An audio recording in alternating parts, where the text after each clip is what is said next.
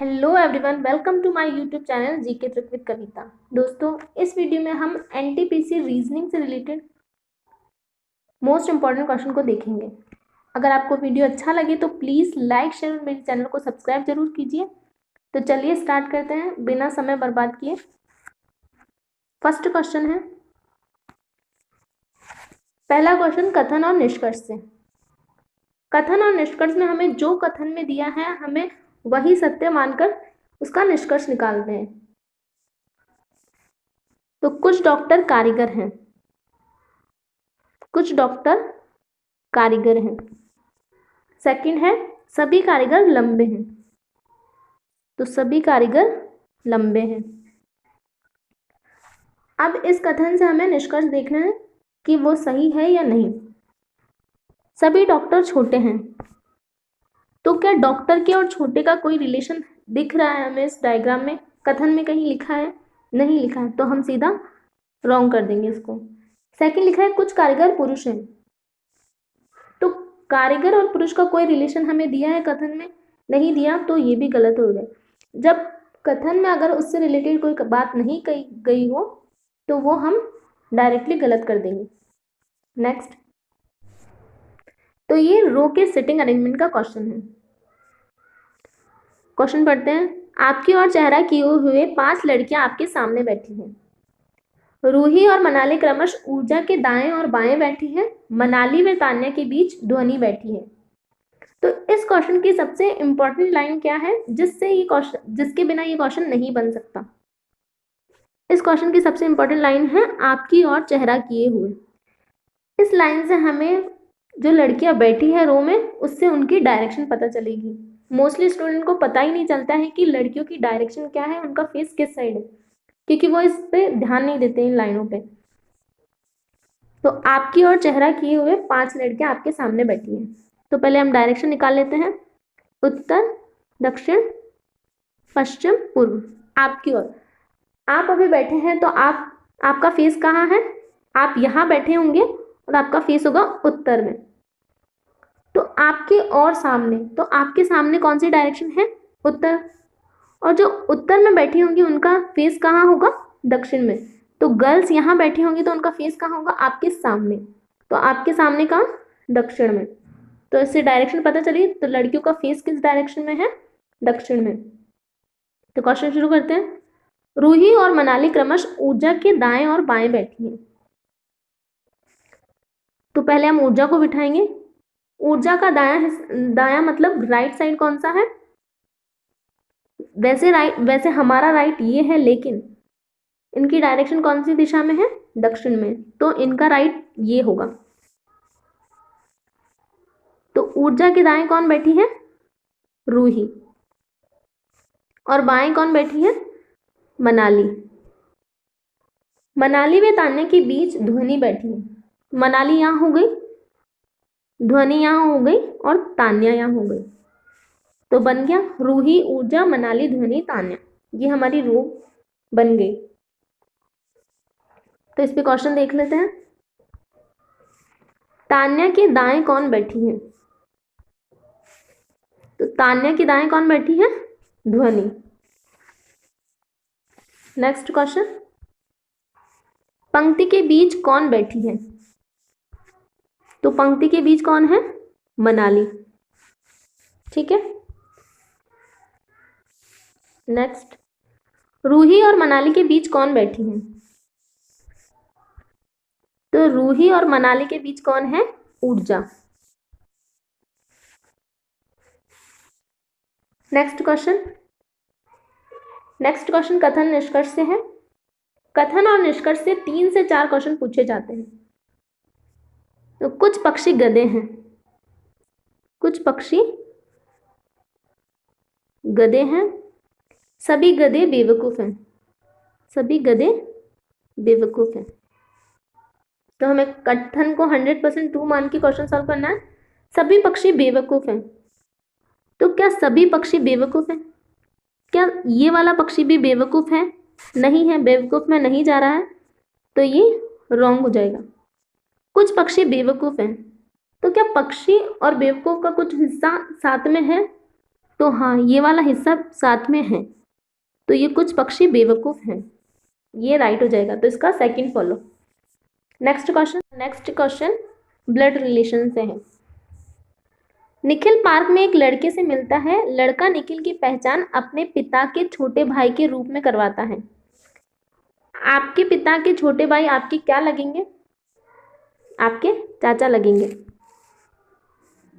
फिर से देख लीजिए, निखिल पार्क में एक लड़के से मिलता है। लड़का निखिल की पहचान अपने पिता के छोटे भाई के रूप में। तो लड़का निखिल लड़के का क्या है? निखिल लड़के का क्या लगेगा? वे उसके पापा के छोटे भाई हैं, तो आपके पापा के छोटे भाई आपके चाचा लगेंगे, तो चाचा। नेक्स्ट क्वेश्चन, चिन्हों को सही सेट करें।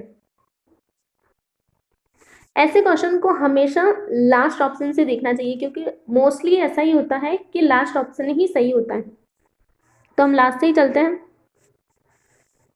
34 को प्लस करना है 16 से। पहले डिवाइड करते हैं, पहले डिवाइड सॉल्व होता है। तो 16/4 4 हो जाएगा। 34 प्लस 4 कितना होगा? 38। और 38 माइनस 12 26। तो यही ऑप्शन सही होगा। आप भी एग्जाम में लास्ट से ही शुरू कीजिएगा। नेक्स्ट क्वेश्चन, कथन और निष्कर्ष से। इन दिनों कॉलेज की शिक्षा बहुत खर्चीली है। नेक्स्ट क्या है?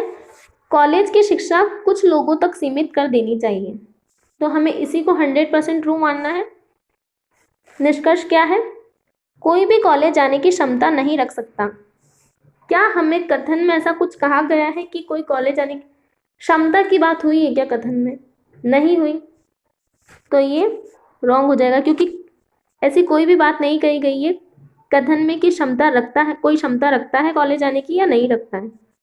नेक्स्ट क्या है? गरीब को भी कॉलेज की शिक्षा की पहुंच होनी चाहिए। तो कथन में गरीब या अमीर से रिलेटेड कोई बात कही गई है? नहीं कही गई, तो ये रॉन्ग हो जाएगा। तो ना तो फर्स्ट फॉलो होगा, ना ही सेकंड फॉलो होगा। नेक्स्ट क्वेश्चन,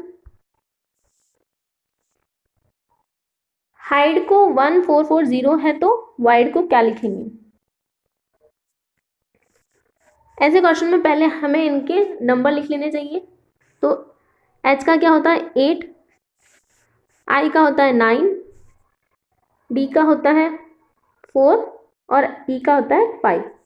तो हमें पहले ये नंबर लिख लेंगे। अब ये किससे बनेगा? क्या हम ऐड करेंगे तो बनेगा? इससे नहीं बनेगा, तो हमें मल्टीप्लाई करना। इतनी बड़ी डिजिट है तो हमें मल्टीप्लाई करके ही मिलेगी ऐसी डिजिट।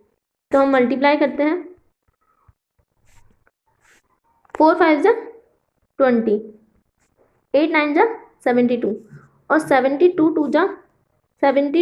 2 जा कितना होता है? 114 और ये 0। तो आ गया हमारा आंसर।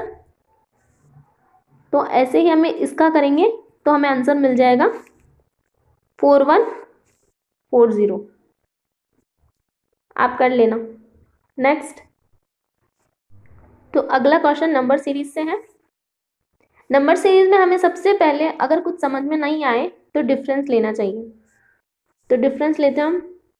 17 में से 4 गया तो 13 का डिफरेंस आएगा।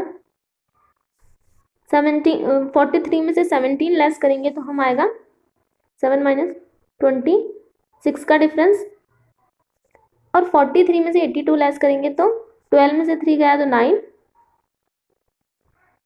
यहाँ 7 में से 4 गया तो 3, तो 13 26 39। तो लॉजिक हमें पता चल रहा है कि 13 का टेबल था। तो 13 1 जा 13, 13 2 जा 26, 13 3 जा 39, तो 13 4 जा क्या होगा? 52। तो अगला नंबर क्या होगा? 82 में हम 52 ऐड कर देंगे, 4 और 8 और 5 13, तो 134। नेक्स्ट क्वेश्चन, आंध्र प्रदेश काला हिरण से संबंधित है, तो बिहार किससे संबंधित है? तो आंध्र प्रदेश का राष्ट्रीय पशु क्या है? काला हिरण। तो बिहार का राष्ट्रीय पशु क्या होगा? गौर, गौरी गाय, बेदा या गवली, इन्हें इन नामों से भी जाना जाता है। तो आपको ऐसे भी याद करने पड़ेंगे। तो अगला क्वेश्चन है ऑड वन आउट, भीतर और बाहर। और भीतर और बाहर क्या है, ये दोनों एक दूसरे के अपोजिट हैं। तो हमें ये देखना है कि एक कौन सा वह है जो अपोजिट नहीं है। दिन रात, दिन रात एक दूसरे के अपोजिट है। सूरज तारे, क्या सूरज और तारे एक दूसरे के अपोजिट हैं? नहीं है। रोशनी अंधेरा एक दूसरे के अपोजिट हैं। सफेद काला एक दूसरे के अपोजिट है। तो यही आंसर होगा हमारा। Next question.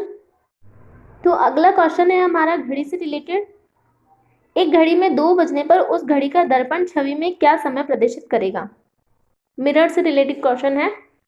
तो मिरर से जो क्वेश्चन होते हैं उनके लिए एक फॉर्मूला होता है, उसे आपको याद करना पड़ेगा। हर क्वेश्चन में वही अप्लाई होगा, 1160 माइनस रियल टाइम। तो हमें 1160 में से हमारा रियल टाइम लेस करना है, तो हमारा आंसर आ जाएगा। और रियल टाइम क्या हो रहा है, 2 बज रहे हैं। तो 2 बजे को 1160 में से लेस करेंगे तो क्या आएगा, 60, और यहाँ आएगा 9। तो 9:60, 9:60 क्या होता है, 10 बजे। तो मिरर में क्या प्रदर्शित होगा, 10 बजे। Next question. यदि 1 अक्टूबर को रविवार है तो 1 नवंबर को क्या होगा? तो 1 अक्टूबर को रविवार है, तो अक्टूबर में कितने डे होते हैं, 31 डे। और सप्ताह में कितने दिन होते हैं, 7 दिन। तो 7 से अगर हम डिवाइड करेंगे तो क्या आएगा, 4, और बाकी कितने डे बचेंगे, 3 डे। 3 को रविवार में प्लस कर देंगे, तो सोम, मंगल और बुध। तो हमारा 1 नवंबर को क्या पड़ेगा, बुधवार। तो आज के लिए इतना ही। Thank you.